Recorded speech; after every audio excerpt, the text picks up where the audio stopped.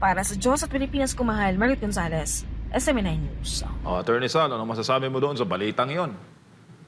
No, alam po ninyo, alam na natin na talagang ang intensyon para ilagay mo dyan si Rimulya, kasuhan si BP Sara.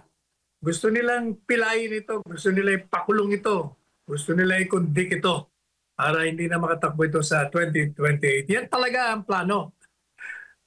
Tingnan mo ha, yung Judicial Bar Council, makinig po kayo, mga miyembro ng Judicial Bar Council, ba't nyo naman in-interview pa?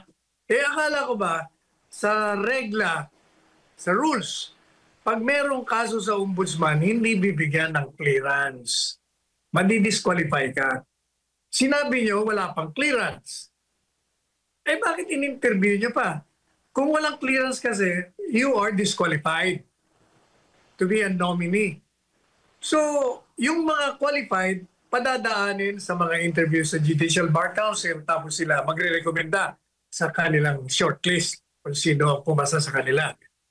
Disqualified nga ito dahil may kaso pa. May kaso sa ombudsman.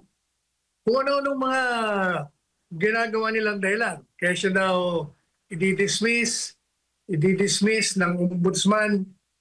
Kasi may bago silang pinalitan nila si Castillo ng ombudsman. Kumuha sila nitong Vargas na magiging acting ombudsman. At ang balita nga, itong si Vargas, i-dismiss ang kaso. At napatunayan, ay hindi naman itinatanggi ni Rimulya na yung asawa ni Vargas, acting ombudsman, ay kaklase niya. Kaya dapat hindi si Vargas ang mag-resolve nung kaso ni Rimulya sapagkat may conflict of interest. Bakit hindi siya nag-recuse?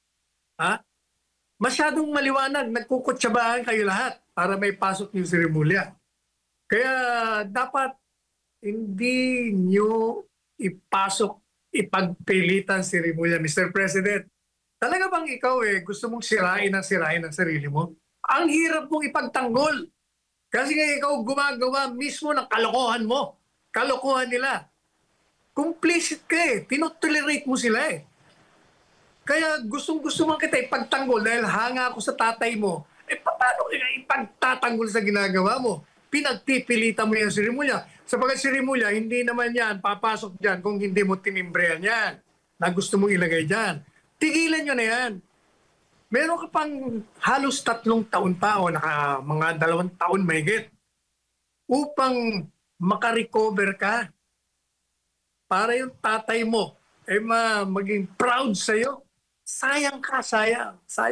Bibilin, sayang ka. Kayo naman mga sa JBC, pwede ba? Itigil nyo na rin yan. At ikaw naman, Mr. Vargas, nakakahiya ka naman kung hindi ka mag-recuse. Huwag ka nang pumasok dyan. Yung palang asawa mo kaklase ni Rimulya. Wala naman tumatanggi kung totoo o hindi. Ibig sabihin totoo dahil hindi nyo tinatanggi. So ibig sabihin, masyadong klaro. Kaya pwede ba? Tumigil na kayo. Huwag nyo nang hintayin ang hagupit ng taong bayan at kayo'y ikulong lahat. Opo, lalo na Attorney Sal na nauuna pa yung politika Makakain ba yan, Attorney, ng mga Pilipino kung si VP Sara ay mabarred dahil nga sa pagtakbo sa 2028 dahil may mga kasong kakaharapin sa ombudsman? Yan ba talaga yung number 1 na solusyon sa paghihirap ng mga Pilipino, Attorney? Kaya BBM, bitawan mo na si Martin Romualdez kasi. Magpakalalaki ka, Mr. President. Huwag kang papatalo dyan sa pinsan mong yan. Nasisira ka lang.